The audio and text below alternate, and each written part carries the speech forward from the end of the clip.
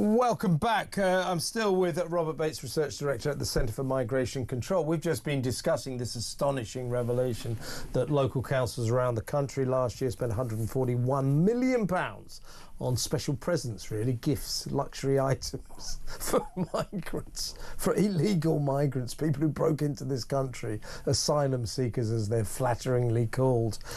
These people shouldn't even be allowed in my view. They broke our laws to get into the country. Hey, you're detained, then you're deported, like they do in Australia. Sorry, you came here illegally, you cannot be considered for legal asylum. End of. We should be doing that. Instead, we're giving them presents.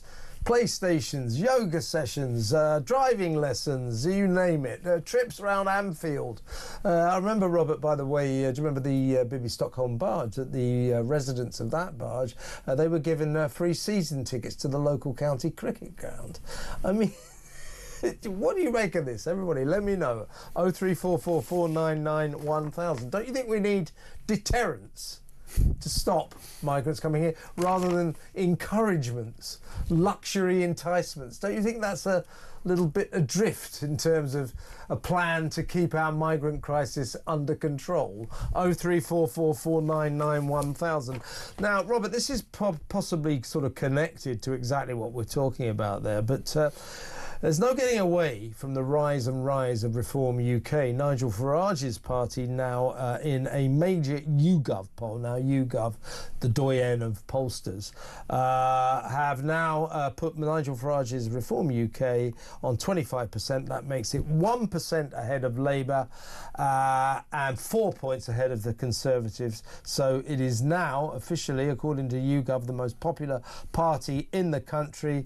And that, I think, is mainly because Reform UK understand what people feel about the migrant crisis. Keir Starmer is looking like the latest Prime Minister, elite North Londoner who cannot get through his thick metropolitan head that this matters to people around the country. Farage and the gang understand that, and that's why I think they're rising. It is directly connected, you're absolutely right, to first the small boats crisis and then the huge levels of legal migration that we saw under the Conservatives. And I think the reason why, since the general election, we have seen Reform to continue to rise and rise and rise is because neither of the main parties have actually put out a platform that suggests they understand the concerns.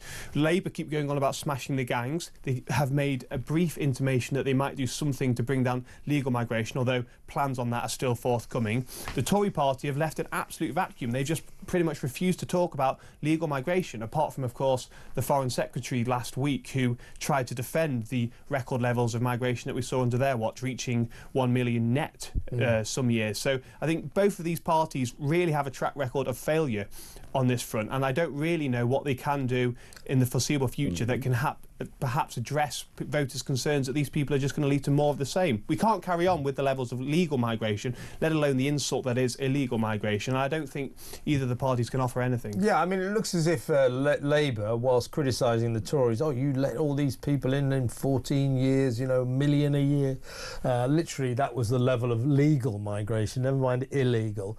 It looks as if Labour, according to the ONS, the Office of National Statistics, are going to be letting in 300,000 to 400,000 until 2032, by which time our population will be 72.5 million, at least our official population. I suspect it's a lot higher than that.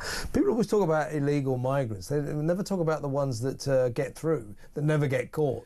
And many of them apparently check into their four-star hotel for one night, wash, shave, and then disappear. So the figure could be higher than that. And Reform has a definite plan to stop the migrant crisis, and I think that is what is attracting the public. The Conservatives haven't got a clue, no plan whatsoever. Keir Starmer won't put a cap on immigration, and that nonsense about smash the evil people smuggling gangs, that's a false flag. Everybody knows that's not going to work. Well, look, even from a comms perspective, what the Labour Party are doing is absolutely ridiculous, let alone the implications it has for the country. They're talking about sentencing people to prison or prosecuting people because because they get found with life jackets. That's not the kind of decisive action that is actually needed to tackle this problem. It's the kind of action that, at the moment, Reform Party are the only party setting out. It's decisively trying to turn back boats where we can, and then if they are able to make it onto the shore, they are gone within a matter of minutes, quite frankly, and leaving the ECHR is clearly a prerequisite of that as well. And again, Reform are the only party that have managed to join the dots between what our human rights law has implied and resulted in when it comes to our asylum system. The Tories are still having an internal debate about that, frankly, because one flank, you know, does recognise this issue, but the other flank is Lib Dems in all but name. The Labour Party are really averse to any conversation about this that might make for awkward conversation around their Islington dinner table. So there is a huge gap in the market, given that this is the single most salient issue in the country at the moment, for the Reform Party to keep making headwinds until either the Conservatives or the Labour Party put together a proper plan. Labour clearly won't. The Conservatives are going through what they kind of call a self-reflection phase, but the longer they let that go on, the longer the momentum stays with the Reform Party. And Kemi Badenoch, who, you know, I guess I had fairly high hopes for, I think has been a massive disappointment. I mean, I'm afraid she's far too establishment, far too afraid to disturb the universe. I mean, it's an open goal for her.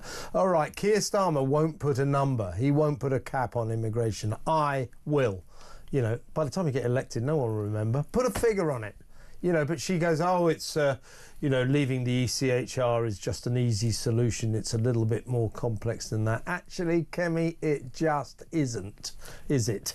No, and I think neither of the two main parties recognise where the public are on this issue at the moment. They don't. There was a poll during the general election, actually, that said that almost half the country want a complete freeze to legal migration. Obviously, those people you could probably assume are pretty nonplussed and not very happy with the illegal migration crisis, but 50% want a complete freeze to non-essential legal migration because they can feel the changes that it's making to their communities. They can feel the pressure that it's putting on their public services. They can feel their world around them, their streets changing. And the Conservative Party were the main culprits on this. Between 2010 and 2024, they did engage, and Keir Starmer was right in this, they did engage in effectively a unilateral experiment in mass migration. Now, clearly, Tony Blair and the Labour Party sowed the seeds of that, and the Conservatives merely put it on steroids. But there was no escaping the fact that the Conservative track record on this issue would mean that it's incredibly difficult to trust them by the next election. And that's why Kemi Badenoch deciding to put off her policy platform on this for the foreseeable future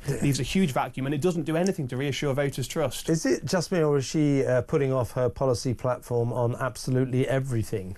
I mean, you know, we've had the most turbulent news cycle I can remember in the last couple of weeks, you know, all the way from Southport to the migration figures, you know, to you know, Keir Starmer betraying Brexit. And the only thing I've heard from her is she's a bit worried about academy schools. A perfectly okay topic, but you know, she should be making headlines in the areas that people are concerned about and that people are talking about, and the migrant crisis is one of them. She's been effectively silent, and as we've seen in Parliament, the real opposition has been coming from the likes of Rupert Lowe and Nigel Farage, and this is the problem that Kemi Badenoch faces. She was clearly the kind of golden child of the Conservative Party owing to her position on the trans issue, which she quite clearly got right, but she made too much hay out of that, and she kind of built her whole reputation as that no-talking nonsense, not afraid to call out woke, whereas the population has kind of shifted somewhat now. Our focus clearly isn't as much as it once was on those kind of culture war issues. Our focus now is on what is happening to our country and what is going on with the migration crises. And I don't think she's actually recognised that she needs to kind of update Kemi, as you like, and have a Kemi 2.0 who is able to sing different tunes. She's still singing the tunes from 5 years ago. Absolutely. People are worried that we're losing the entire sort of flavour of this country, and she doesn't seem to realise that. Keir Starmer doesn't, but the people do, and I think Reform do, which is why they're rising. Robert Bates, thank you so much. That was excellent.